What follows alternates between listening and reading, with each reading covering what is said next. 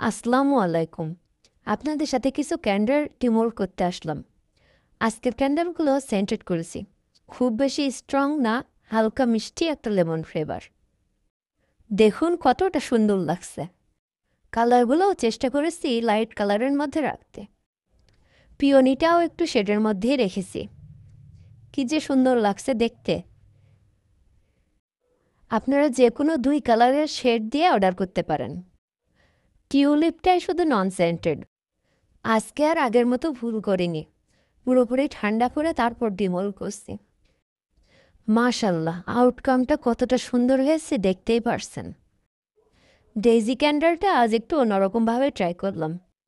কালারটাও ওয়াক্সে মিশিয়ে মোল্ডের মধ্যে দিয়ে রেখেছিলাম, আর সাথে কিছু গ্লিটারও। প্রথম ট্রাই হিসাবে খারাপ হয়নি।